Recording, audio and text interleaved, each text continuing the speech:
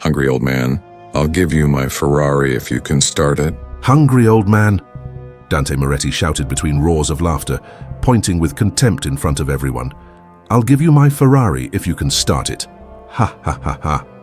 The hall erupted in laughter. Men in tailored suits and women adorned with jewels looked at him with disdain, celebrating the humiliation as if it were a spectacle. Under the crystal chandeliers, the bright red of the automobile reflected the arrogance of the Mafia boss. In one corner, Don Ernesto Salgado remained motionless. His wrinkled face, worn coat and downcast eyes revealed exhaustion and pain, but also a silent dignity that no one there knew how to recognize. While the others amused themselves at his expense, he clutched his coat at the shoulder as if grasping the last piece of pride he had left. That instant was the beginning of a confrontation that no one at that gala would forget. Before we begin this exciting story, tell us in the comments what city you're watching from and leave your like to continue following us. Rome glittered that night like a stage built for gods. In the private hall of Villa Borghese, white and golden lights fell upon an automobile that seemed to breathe. The red Ferrari rested on an acrylic platform surrounded by velvet ropes. It wasn't a car, it was an altar. Every gleam on the bodywork hypnotized. Every crystal reflection made the guests raise their glasses as if celebrating a personal victory. The initial roar of the engine still vibrated in everyone's chest. That deep metallic sound had cut through the air like controlled thunder. It smelled of refined gasoline, of newly stitched leather, of triumph. It was a perfume that those present associated with power. And at the center of that entire orchestra of vanity stood Dante Moretti. Black suit tailored to measure, Italian silk tie, the insolent gleam of a Swiss watch that captured the light like a small sun. He walked among the guests with that smile that mixes confidence and contempt, the gesture of someone who never heard the word no. "Listen," he said, while caressing the steering wheel with his fingertips. He accelerated just slightly, and the roar returned. Deep, perfect. The echo ricocheted off the hall's walls like an amplified heartbeat. There were applause, whistles, excited laughter. Dante tilted his head, enjoying being the center of gravity for the night. But at the edge of the circle of luxury, a contrast emerged like a stain on polished marble. An old man hunched over, with a worn overcoat that had lost color and shape. His shoes seemed to have survived too many rains. His beard grew without order, mixing white hairs and dust. The security guard noticed him immediately and raised his hand with a stern gesture. "Sir, please keep your distance." The old man didn't protest. He simply raised his palms in a sign of peace, with a respect that hurt more than any plea. His eyes, however, didn't move from the automobile. He looked at the Ferrari with a tenderness that no mobster in that room understood. It wasn't greed. It wasn't desire to possess it. It was memory, like someone observing the portrait of a lost son. A woman in an emerald green dress, Isabella, saw him stop by the velvet line. She observed him in silence for a few seconds, surprised by the way his hands trembled not from cold, but from contained emotion. "Do you like it?" she asked with a soft voice, almost fearing to interrupt that intimate moment. The old man nodded slowly, without words. He tried to smile, but his throat was closed by an invisible knot. He breathed in deeply, as if he needed to fill his lungs with that scent of hot metal. In his gaze there was something more than admiration, a hidden gleam of someone who recognizes what others merely contemplate. Dante, meanwhile, had noticed the scene. He approached with calculated steps, enjoying the effect he caused. His shadow fell over the old man like a sudden eclipse. The hall fell silent for a few seconds, and the electronic music faded at that exact instant, as if the universe were preparing the ground for the first strike.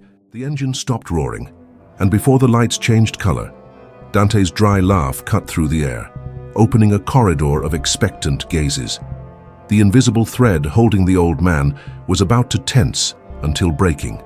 The echo of Dante's laughter extended like a whip over the silence. The guests turned their heads toward him, ready to applaud any word that came from his mouth. At these gatherings, no one wanted to be his enemy. Everyone preferred to laugh, even if they didn't understand the joke. "Look at this," he exclaimed, pointing at the old man with his index finger, as if he were part of a show. "You don't even have food to eat, old man. What are you doing looking at my Ferrari as if it were yours?" Laughter erupted around them. Some was sincere, some uncomfortable, but all of it resonated like a wall against the man in the worn overcoat. Isabella lowered her gaze, embarrassed by the cruelty disguised as humor. The guard tried to move the old man away, but he didn't budge. He remained firm, his eyes fixed on the automobile, as if those words ricocheted off an invisible wall built with memories stronger than any humiliation. The old man swallowed hard. His jaw trembled, but not from fear. It was contained rage, an ancient fire he preferred not to show. However, his hands betrayed a slight tremor, as if each laugh were a direct blow to his empty stomach. "Leave him, Marco," Dante ordered the guard, raising a hand like a magnanimous emperor. "Let's have some fun." The crowd approached, forming a semicircle, wine glasses and phones held high. The air smelled of expensive perfume, mixed with the tension of an improvised spectacle. Dante walked to the front of the Ferrari and with a theatrical voice launched his definitive taunt. "You know what, old man? I'm going to make you an impossible offer." He turned to his audience, enjoying the anticipation. "If you manage to start my Ferrari with your own hands, I'll give it to you." The burst of laughter was immediate. Some even applauded the idea. The phrase so absurd seemed like a perfect joke for a night of ostentation. "Come on, Dante," shouted a man with a glass in hand. "That poor man doesn't even know what a modern engine is. He can't even start a bicycle," another added, provoking more laughter. The old man raised his eyes for the first time to Dante. His gaze wasn't one of pleading or fear. It was a silent edge, a reflection of dignity buried under years of abandonment. The Mafia boss didn't notice. He was too busy in his role as cruel buffoon before a compliant audience. Isabella observed the old man's face, and something in her trembled. She had seen looks of defeat many times, but this wasn't one. There was a dangerous calm, the same as someone who knows secrets that others ignore. "What do you say, old man?" Dante insisted, bringing the keys closer, as if they were another taunt. "Do you accept my challenge?" The hall held its breath. No one expected that man to respond. It was too absurd to even imagine him approaching the machine that everyone venerated as a sacred object. The old man blinked slowly. Then, with a hoarse but clear voice, he pronounced what no one imagined hearing. "I accept." The collective murmur turned into a sea of disbelief. Everyone's eyes opened wide, and even the laughter froze mid-air. The old man's calm had pierced through the frivolity like an invisible knife. Dante, for the first time that night, lost his smile. The murmur didn't finish fading. The guests, with wine glasses in hand and the gleam of the lamps reflecting on their jewels, continued to look incredulously at the old man who had broken the dynamics of the night. Don Ernesto Salgado, with his threadbare overcoat and disheveled beard, had said two words that didn't seem to fit in that luxury setting. "I accept." The echo of that response left the hall suspended, and the electronic music that returned to play managed to disguise the electricity in the air. Everyone looked at each other as if searching for an explanation. Had the old man dared to take Dante Moretti's joke seriously? The Mafia boss, still with his sharp smile, adjusted his tie and feigned indifference. He couldn't show doubts before his audience. He walked slowly to the car, enjoying being the center of all eyes, and extended the keys with a theatrical gesture. "Well then, Mr. Nobody, if you want it so much, start it. Surprise us." The laughter multiplied. Some were recording with their phones, convinced that this would end in a viral video where a beggar made a fool of himself. Others drank quick gulps, as if they didn't want to miss any detail. Guard Marco moved uncomfortably, but Dante stopped him with an arrogant signal. He wanted a spectacle. Don Ernesto advanced toward the platform. His steps resonated on the marble, slow, heavy, contrasting with the shiny shoes and heels of the others. He didn't seem to be in a hurry, and that strange calm began to make more than one person uncomfortable. "What does he think he's going to do?" a woman asked in a low voice. "He won't even know where the button is," a man responded between laughs. But Isabella Villalobos wasn't laughing. There was something in the old man's expression that she found impossible to ignore. His hands trembled, yes, but not like those of someone scared, but like those of an artist before his instrument after too long. That tremor was pure emotion, contained like a river about to break through dams. Dante spun the keys between his fingers and, in an act of contempt, threw them on the floor. They fell with a dry tinkle near the old man's feet. There was laughter. Don Ernesto bent down, picked up the keys gently and stared at them for a few seconds. His fingers caressed them with a delicacy that disconcerted those who watched closely. No one understood why that gesture seemed so intimate. "Come on, old man, show us your magic," Dante said, opening his arms like a master of ceremonies. The old man got into the car.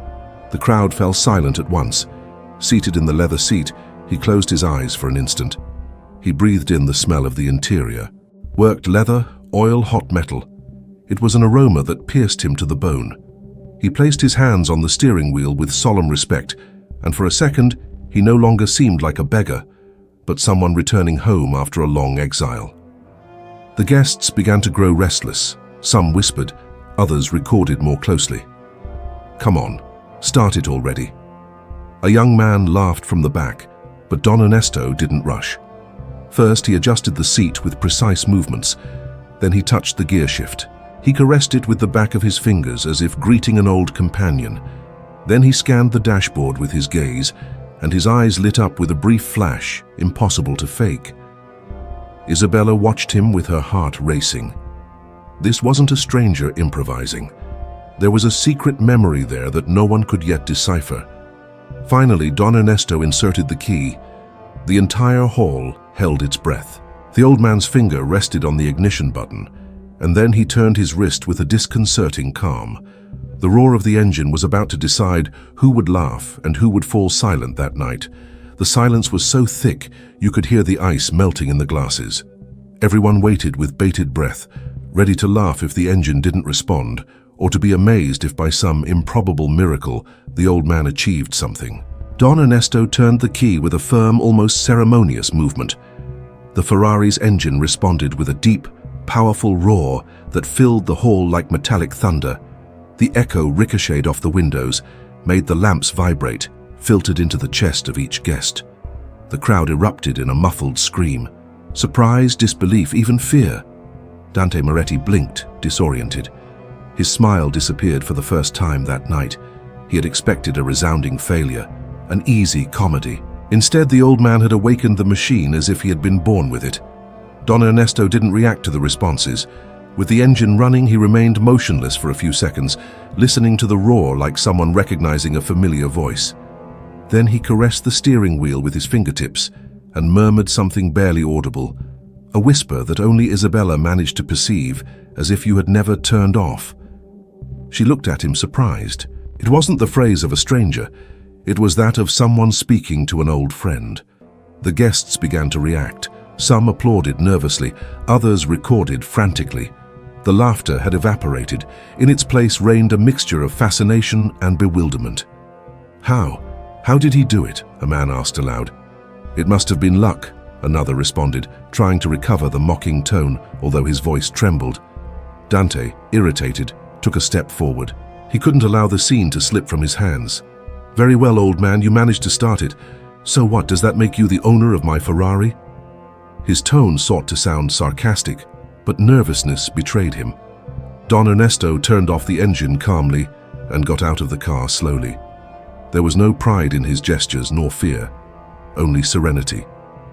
He held out the keys toward Dante, without extending them completely, as if reminding him that the promise was still on the table. "You said you'd give it to me if I started it." His voice was deep, firm, without tremor. The crowd murmured again. The phones recorded every word. It was no longer a private spectacle, it was a public trial. Dante laughed forcedly. "It was a joke, old man. No one expected you to actually try." He looked around, seeking support. Several people laughed, but the laughter sounded hollow, like an echo without conviction.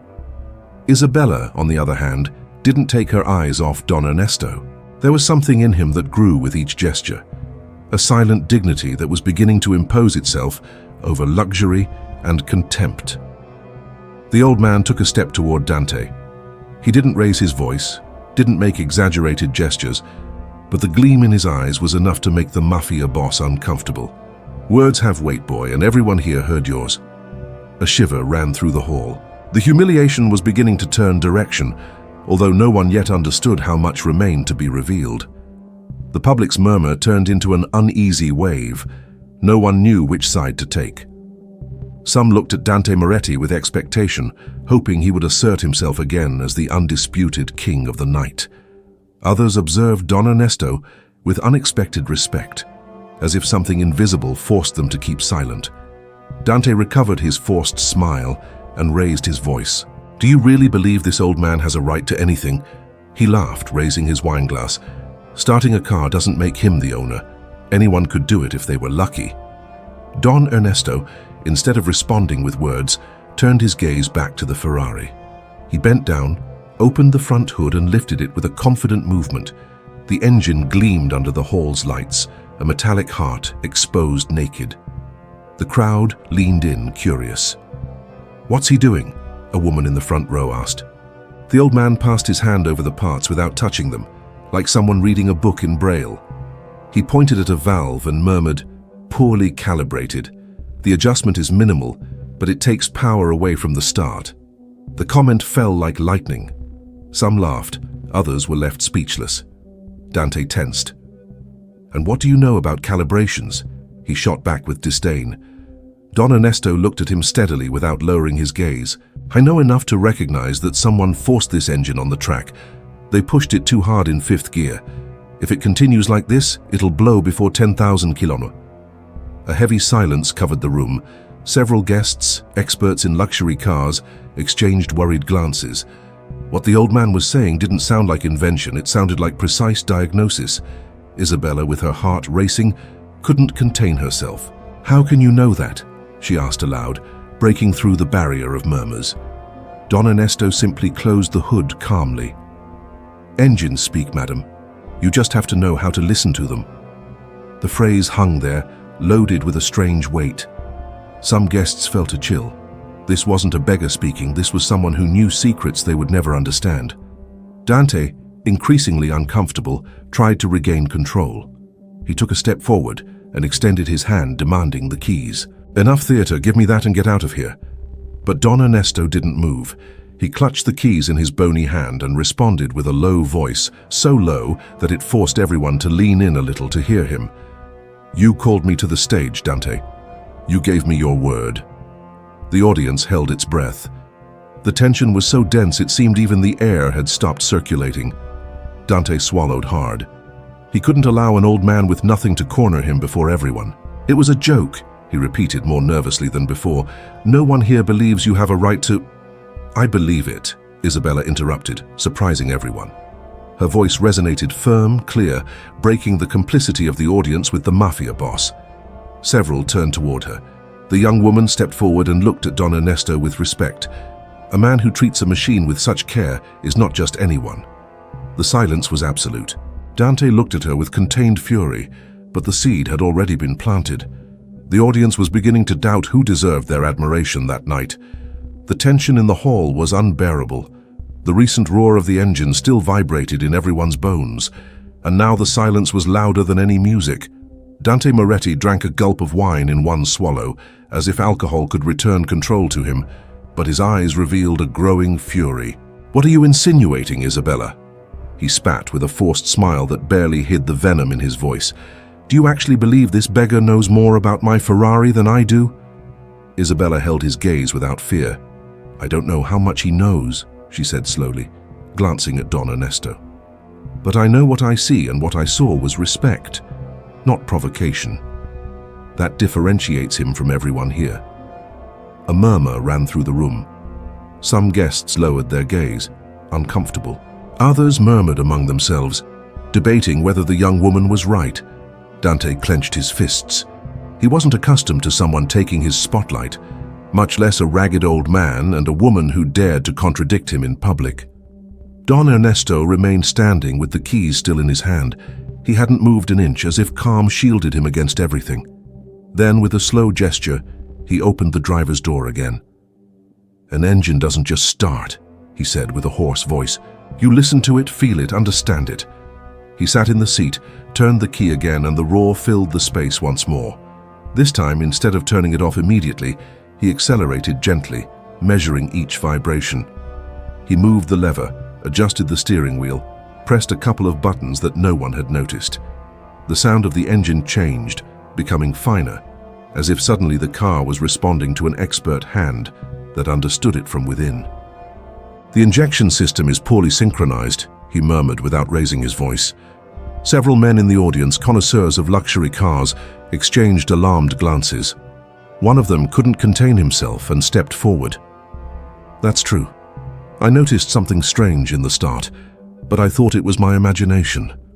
The old man nodded calmly, without looking at anyone. "It's not imagination. The machine always speaks." The audience exploded in whispers.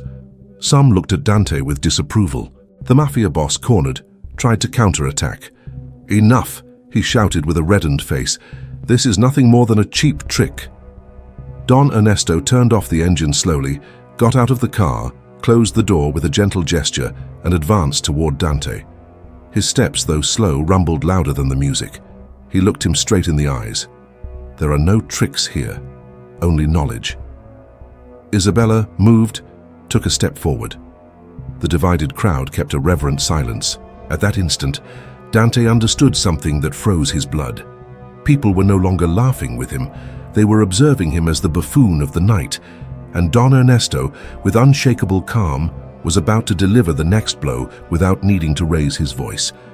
The air in the hall was charged as if each lamp gave off electricity.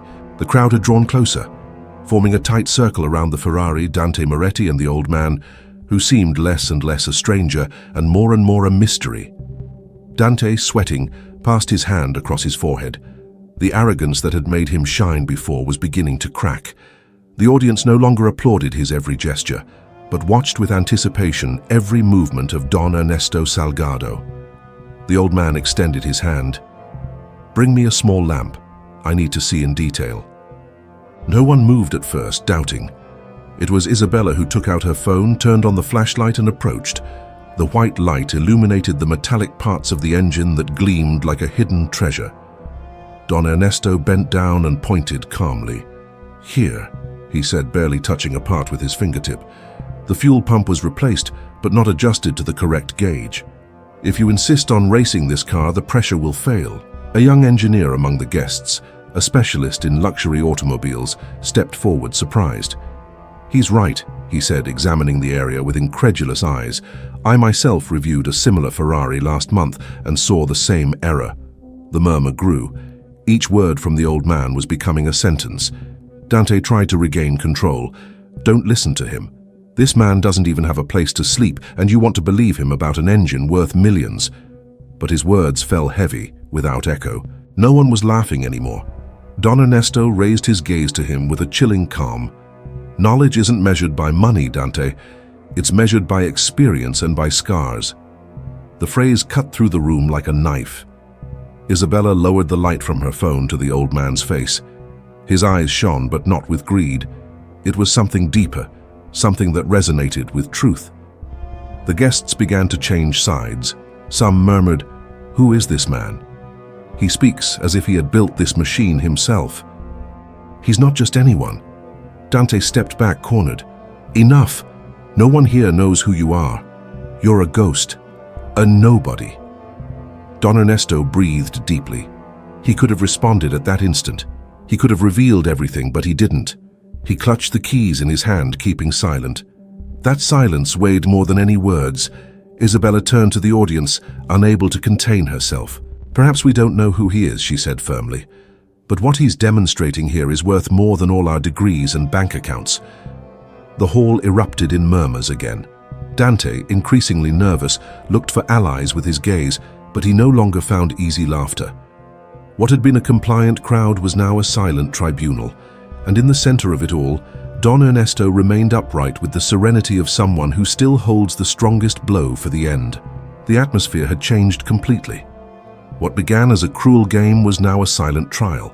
The guests, dressed in gala attire, no longer drank or laughed. They listened attentively to every word, every silence that formed around Don Ernesto Salgado. The old man, with the keys still in his hand, caressed the metal as if it were a tangible memory. His eyes, loaded with years and wounds, slowly rose to Dante Moretti. "You say no one knows who I am." His voice rumbled deep, measured. "And you're right, because there are those who made sure I was forgotten." The public's murmur intensified. Isabella took a step closer with her heart beating hard. She had been waiting for that phrase since she saw the old man touch the Ferrari like someone caressing a lost son. Dante tried to interrupt nervously. "Enough mysteries, you're making it up."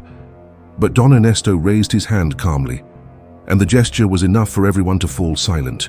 30 years of my life," he said with his eyes fixed on the car. "I spent among engines like this. 30 years of grease on my hands, of sleepless nights, of perfecting each valve, each gear." Those present looked at each other surprised. That didn't sound like improvisation, it was confession. "Was it you?" someone asked from the back. Don Ernesto nodded. "Yes. 30 years in a workshop where passion wasn't measured by clocks or wine glasses, but by sweat and dedication. And one day everything went dark. Someone decided I was worth nothing." His words cut like a slow knife. Dante clenched his teeth, sweating. "Lies," he said in a low voice, but his tone lacked conviction. Isabella felt a chill. There was truth in every word from the old man. It was the truth of someone who had lived, not with luxuries but with sacrifice. Don Ernesto sighed, lowering his gaze for an instant, as if images from the past struck him violently. When you work on something for so long, you never forget it. Even if they try to erase you, even if they abandon you, the knowledge remains here. He touched his head with a trembling finger, and here he brought his hand to his chest. The silence was absolute. No one dared to move. An incredulous guest broke the silence. "So were you a mechanic?" Don Ernesto looked at him sideways with a slight gleam in his eyes. "Mechanic? No? Master." The murmur transformed into astonishment. Dante felt the earth moving beneath his feet. People were beginning to connect the dots. Respect was growing, and with it, the pressure that pointed to him as the real imposter. Don Ernesto said no more. He kept silent, as if he knew that each word should be reserved for the right moment. The expectant hall burned with tension. Everyone sensed that what was about to come wouldn't be a simple anecdote, but a revelation capable of destroying Dante's false shine before everyone's eyes. The murmur became unbearable, like a swarm of voices demanding answers. No one looked away from Don Ernesto Salgado, who remained upright with a calm that contrasted with Dante Moretti's nervous trembling. The Mafia boss raised his hand, trying to regain authority. "Don't listen to him. This old man is just seeking attention. I am the owner of this Ferrari. I am the one who worked hard to have it." The words resonated hollow. Several heads turned toward him with distrust. Isabella crossed her arms and spoke without fear. "Did you work hard, Dante, or did you inherit what you never built?" A tense silence exploded in the hall. Dante glared at her, but the young woman didn't back down. Don Ernesto then breathed deeply and took a step forward. His deep and measured voice cut through the air. "I didn't seek attention. I sought justice." He stopped before the audience as if speaking not to Dante, but to everyone present. "For 30 years I worked at the Ferrari workshop in Modena. 30 years in which I perfected engines like this. I was chief mechanic. I trained generations. I put my soul into each design." A murmur of astonishment ran through the crowd. Some, knowledgeable about luxury cars, opened their eyes in disbelief. But one day Don Ernesto continued with a bitter gleam in his eyes. "They took everything from me. Betrayals, signatures that erased my name, decisions that threw me into abandonment. And do you know who was one of those responsible for that injustice?" Faces turned toward Dante. The Mafia boss swallowed hard, trying to maintain his composure. "Lie. I didn't even—" Don Ernesto interrupted him with a firm gesture of his hand. "Your family, Dante, your father, your associates. They bought my silence, they stripped me of the rights to my designs, they left me with nothing. And you grew up flaunting what didn't belong to you." The impact was brutal. The crowd exploded in exclamations. Some guests stepped back, others looked at each other in disbelief. The pieces were beginning to fit together. The old man's confidence, his knowledge, his way of treating the Ferrari like his own child. Dante stepped back, his voice breaking. "You can't prove anything, you're crazy." Don Ernesto raised the keys gleaming under the light like a symbol of truth. "I don't need to prove it. I built it. This engine carries my fingerprints on every bolt." The silence that followed was absolute. No one dared to speak. Isabella, with contained tears, took a step forward. Then, "This Ferrari is also yours." Don Ernesto lowered his hand slowly. "I don't want this Ferrari as charity.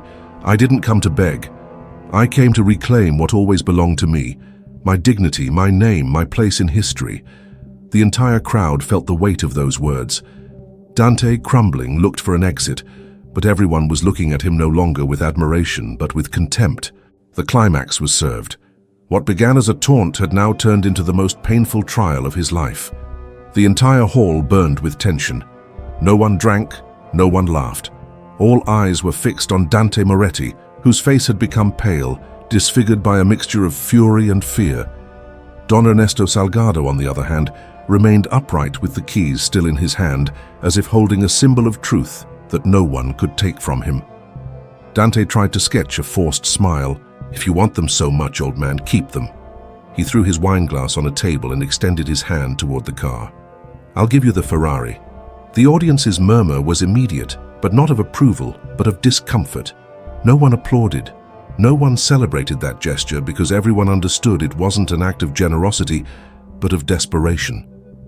Don Ernesto took a step forward, his shadow projecting over Dante. His voice was low, but so firm that it resonated more than a shout. "I don't want your Ferrari. I don't need charity to silence my story."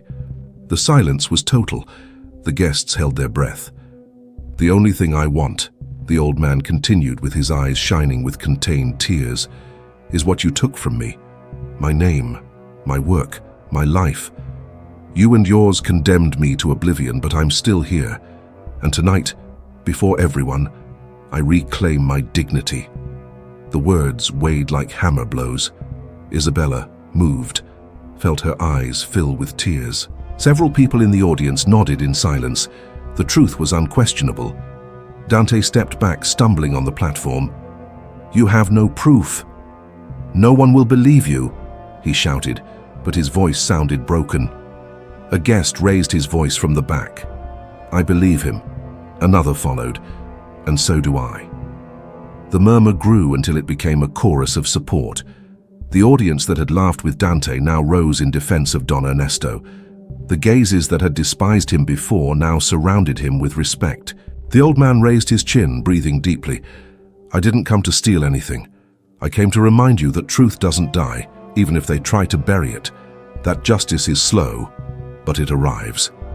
Isabella stepped forward and with a firm voice declared, "Tonight we all saw who is the true owner of this respect." The applause began timidly, then grew until it filled the hall. The sound struck Dante like a final verdict. The Mafia boss lowered his head, unable to sustain the gazes that pierced him. Don Ernesto left the keys on the hood of the Ferrari. He didn't need to take them. He had recovered something much greater than an automobile.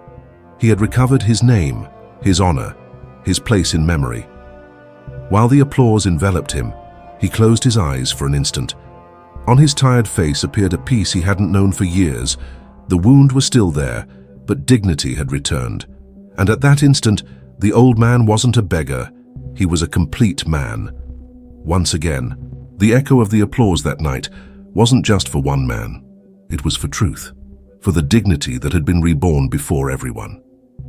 Don Ernesto Salgado demonstrated that poverty doesn't erase greatness, and that a heart marked by sacrifice can shine brighter than any luxury.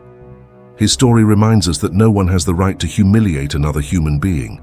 Wealth, cars, jewels, all of that is lost. But dignity remains, and when defended with firmness, it becomes an unstoppable force. Perhaps you or someone close to you has gone through something similar, a moment when laughter and contempt tried to make you feel lesser. This story is a reminder that we shouldn't accept humiliation from anyone. The applause continued to echo through the hall as Don Ernesto stood there, the keys resting on the Ferrari's hood like a crown he had chosen not to wear. Isabella approached him slowly, her emerald dress catching the light as she moved through the crowd, that had now completely turned against Dante. "May I ask you something?" she said softly, her voice barely audible over the dying applause. Don Ernesto turned to her, his weathered face showing traces of tears he hadn't allowed to fall during his confrontation. "Of course, my dear." His voice was gentler now, as if the weight he had carried for 30 years had finally begun to lift. "What will you do now? Where will you go?" Isabella's questions hung in the air, and suddenly the entire hall fell silent again, everyone wanting to know the answer. Don Ernesto looked around the room, at the faces that had mocked him, at the luxury that had rejected him, and finally at the Ferrari that represented everything he had lost and everything he had been. "I will go back to my small room," he said, with a calm that surprised everyone. "I will return to the streets where I've walked these past years, because tonight wasn't about reclaiming a car or wealth. It was about reclaiming something far more valuable." "But, Signor," Isabella protested, tears streaming down her face now, "you can't just go back to nothing. You've proven who you are. You deserve compensation, recognition, something." A bitter laugh escaped Dante's lips from where he stood, still trying to salvage some dignity. "See? The old man has nothing. He admits it himself. He's a nobody going back to nothing." The crowd turned on Dante with such ferocity that he physically recoiled. Several guests moved toward him, their faces twisted with anger and disgust, but Don Ernesto raised his hand, stopping them. "No," he said firmly. "Let him speak. Let him show everyone what he truly is." The old man walked slowly toward Dante, each step measured and deliberate. When he reached the Mafia boss, he stood so close that Dante could see every line on his weathered face, every year of suffering etched into his features. "You think I have nothing?" Don Ernesto's voice was barely a whisper, but it carried through the hall like thunder. "I have my dignity. I have my truth. I have the knowledge that every engine I touched, every design I perfected, bears my mark, even if my name was erased." "What do you have, Dante Moretti? A car you didn't earn, wealth built on the suffering of others, the respect of people who fear you but don't love you." Dante's face had gone from pale to red, his hands trembling with rage. "You're a fool, old man. You could have everything. I offered you the Ferrari. You could sell it, live comfortably for the rest of your life, but instead you choose to be a martyr, to go back to the streets like the beggar you are." Marco, the security guard who had tried to remove Don Ernesto at the beginning of the evening, stepped forward. His face showed a conflict of emotions. "Senor Moretti," he said hesitantly, "perhaps we should let the old man stay. Perhaps we could find him a place, give him something for what was taken from him." Dante whirled on Marco with fury in his eyes. "You're fired. Get out. Now." But Marco didn't move. Instead, other members of Dante's organization began to step forward, forming a line between their boss and Don Ernesto. One of them, a man in an expensive suit with scars on his hands that spoke of a rougher past, addressed Dante directly. "We followed you because your father built this empire, because we thought you had his strength, his honor, but your father, for all his faults, would never have humiliated an old man for entertainment. He would never have mocked someone's poverty. You're not the man your father was." The words hit Dante harder than any physical blow. His empire, built on fear and family loyalty, was crumbling before his eyes. "You're all traitors," he spat. "Every one of you. You'll regret this." Isabella had been watching this unfold with wide eyes. Now she pulled out her phone and began typing rapidly. Within minutes, her social media posts were going viral. Videos of Don Ernesto starting the Ferrari, of his quiet dignity in the face of humiliation, of his revelation about his past, spread across the internet like wildfire. A distinguished older gentleman in the crowd, someone who had remained silent until now, pushed his way forward. He wore glasses and had the air of an academic. "Excuse me," he said, addressing Don Ernesto directly. "Did you say you worked at the Ferrari workshop in Modena for 30 years? Don Ernesto nodded slowly. "Yes, from 1975 to 2005. I was there when we developed the F40, the F50, the Enzo. My hands helped shape every one of those engines." The older gentleman's face went pale. "My God," he whispered. "You're Ernesto Salgado." "The Ernesto Salgado. I studied your work at university. Your innovations in fuel injection systems revolutionized the entire industry, but you disappeared. There were rumors, but no one knew what happened to you. The hall erupted in shocked murmurs. Several people immediately began searching on their phones, and soon exclamations of amazement filled the air as they found archived articles, old photos, technical papers with Don Ernesto's name on them. Dante looked around wildly, seeing his world collapsing. That's impossible. My father never mentioned anyone named Salgado. Those designs were his. They were the company's. Your father was a businessman, not an engineer, Don Ernesto said quietly. He bought my silence when the company restructured. He made sure my name was removed from all documentation. He paid me just enough to make me disappear, but not enough to live on for long. When the money ran out, I had nothing. No proof of my work, no references, no way to get another job in the industry. I was blacklisted. Isabella was crying openly now. How? How could they do this to you? How could you survive? I did odd jobs, Don Ernesto said simply.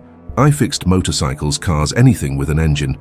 But no one wanted an old man without papers, without official qualifications. Eventually, I had nothing. But I survived, and I never forgot. Every night, I dreamed of engines, of the roar of a Ferrari, of the work that was my life. The academic gentleman stepped closer. Senor Salgado, if what you say is true, and I believe it is, this is a grave injustice. There are people who would want to hear your story. The automotive community, the engineering societies, historians. You should be celebrated, not forgotten. Don Ernesto smiled sadly. I'm an old man. What does it matter now? The work exists. The engines run. Whether my name is on them or not doesn't change what they are. But it matters, Isabella insisted passionately. It matters because truth matters, because justice matters, because you matter. She turned to the crowd. All of you saw what happened here tonight. All of you are witnesses. We can't let this stand. We can't let this man go back to the streets while this, she gestured at Dante with contempt, this thief enjoys the fruits of stolen genius. The crowd began to nod, voices rising in agreement. Someone shouted, "We should call the police." Another voice added, "Call the media. This needs to be exposed." Dante made a move toward the exit, but found his path blocked by his own men, the ones who had turned against him. "Where are you going, boss?" one of them asked, his voice dripping with sarcasm. "The party's just getting started." Isabella was already on her phone, calling someone. "Yes, hello? I need to speak to someone about a major story. It's about Ferrari, corporate theft, and a genius who was erased from history." She paused, listening. "Yes, I'll hold." Don Ernesto watched all this unfold with a mixture of amazement and exhaustion. He swayed slightly, and Marco rushed to support him. "Senor, you should sit down. This has been too much excitement." But Don Ernesto shook his head. "No, I need to leave. This isn't why I came. I came to face my past, to speak my truth. I've done that. Now I need to go." "You can't just leave," Isabella said, putting her phone away. "There are people coming, journalists, lawyers. They want to help you. You deserve compensation, recognition, everything you lost." Don Ernesto's eyes grew distant. "What I lost can never be returned. 30 years of my life, the prime of my career, the respect of my peers, the ability to do the work I loved. No amount of money can give that back, but they can acknowledge what was done to you," the academic insisted. "They can restore your name, your reputation. Your work can finally be properly attributed to you. Future engineers can learn your name alongside the great masters of automotive design." A soft smile crossed Don Ernesto's weathered face. That would be something, wouldn't it? To be remembered not as a beggar but as an engineer, not as a victim but as a creator. "More than that," Isabella said firmly. "To be remembered as a man who stood up for truth, a man who maintained his dignity even when everything was taken from him, a man who couldn't be silenced forever."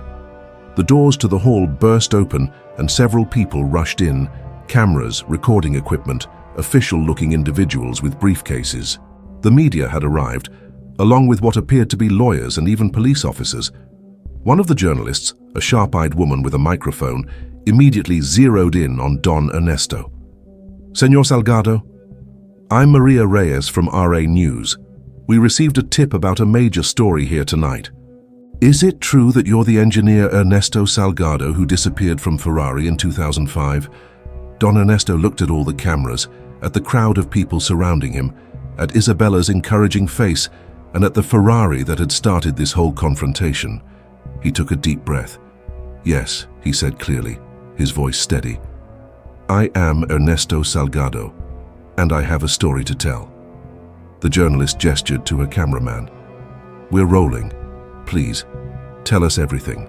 And so, in that luxurious hall in Rome, under the crystal chandeliers and beside the red Ferrari that had been both his prison and his key to freedom, Don Ernesto Salgado began to speak. He told them about his years at Ferrari, about the innovations he had created, about the betrayal that had erased him from history. He spoke for over an hour, and not a single person left.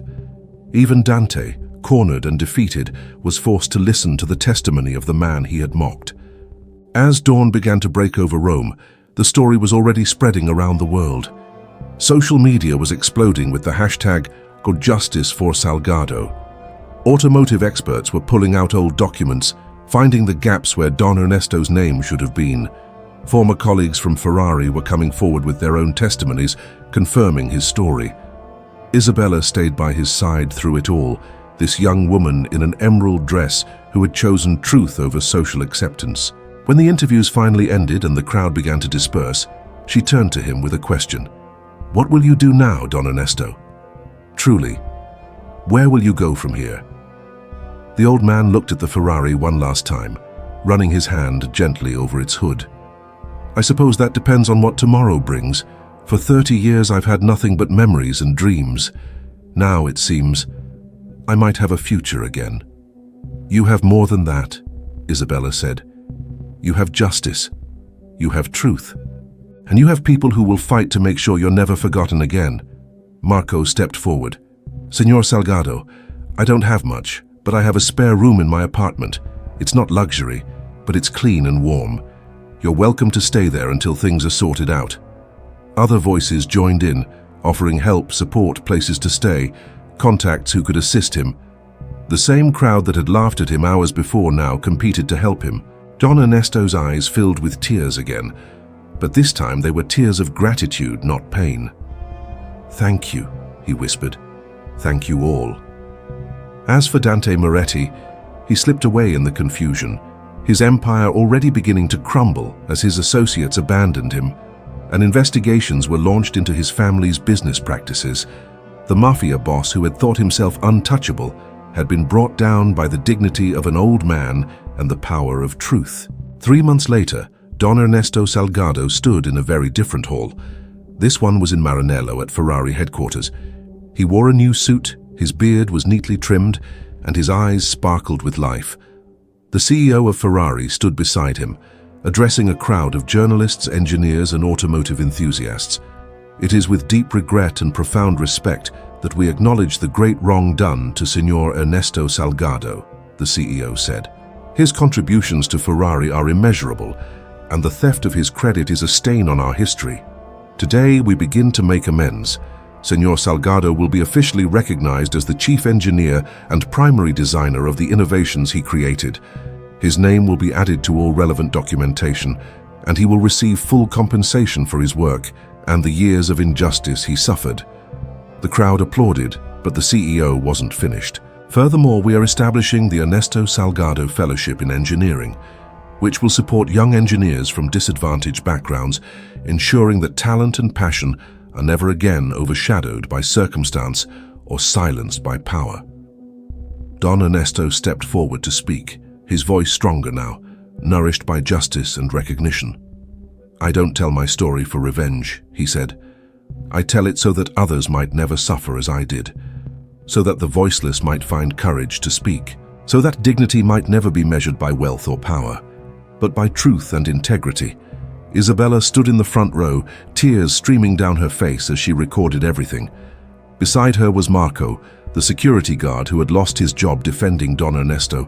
but had found a better one as Don Ernesto's personal assistant and friend.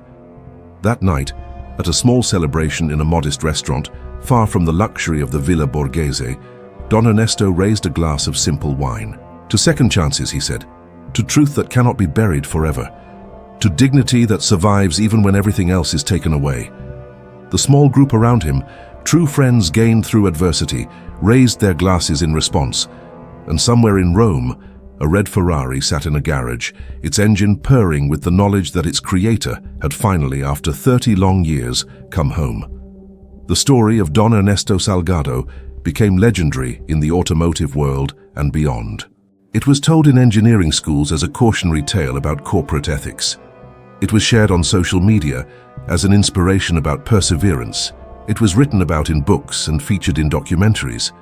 But for Don Ernesto himself, the greatest victory was simpler. It was the ability to walk down the street with his head held high. It was the respect in people's eyes when they learned his name. It was the knowledge that his life's work would be remembered, that his contributions would inspire future generations.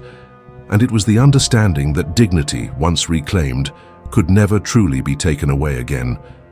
No one is worth more than anyone else. We all have a story, an effort, and a place in this world that deserves respect. If you want to share your experience, the comments are a safe space to do so. Thank you for accompanying us to the end of this story that touches the heart. Tell us in the comments what part moved you the most. Subscribe and activate the bell to receive more stories that inspire and transform. Leave your like if you believe in the invisible force of dignity and family. And above all, thank you for being part of this community that believes in stories with soul.